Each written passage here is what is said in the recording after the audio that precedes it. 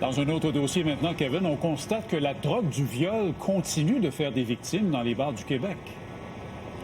Oui, et une publication sur les réseaux sociaux en fin de semaine d'une victime alléguée a fait délier des langues. Son histoire a touché beaucoup de gens.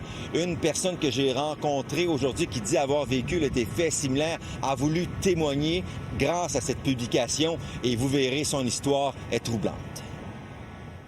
Je me sentais un peu dans le néant. Je suis incapable de me souvenir de quoi que ce soit. Vanessa Laurando a encore du mal à croire ce qui lui est arrivé le 11 juillet dernier à Joliette. La mère de famille de 36 ans passait une soirée dans un bar. Elle a été retrouvée le lendemain matin inconsciente sur la banquette arrière de son véhicule dans un fossé à Saint-Cuthbert. Ça a été le noir total. Je me souviens plus de rien du tout.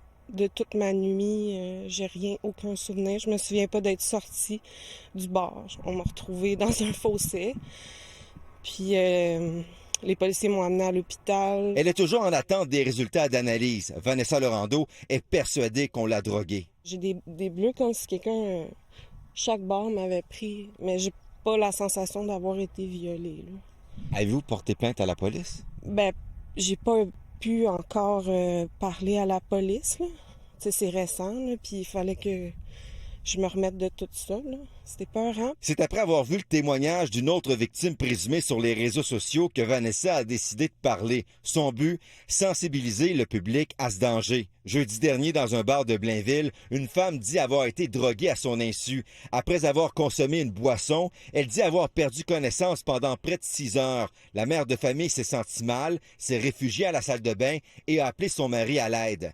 Il l'a retrouvée inconsciente et a rapidement contacté les secours. La police de Blainville a ouvert une enquête et assure prendre la situation très au sérieux. Ça va être important d'avoir une plainte pour pouvoir initier des procédures. C'est une infraction criminelle grave et c'est vraiment la responsabilité du suspect qui est en jeu, donc peine passible de 14 ans d'emprisonnement. Il existe des moyens pour protéger les consommateurs. Le Check Your Drink qui va analyser 600 drogues.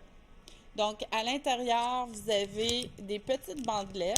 On va tremper dans la solution et quand ça devient bleu, le verre est souillé par une des 600 drogues. On peut aussi protéger son verre. Oui, exactement. On va aller déposer sur le verre. Et là, on a de quoi de plus physique là, ici. Donc, on va l'étirer et le mettre sur le verre de cette façon-là. Ces produits coûtent aussi peu que 2 $ l'unité. Elles sont faciles d'accès. Tout le monde peut s'en procurer. J'aurais pu mourir. J'aurais pu...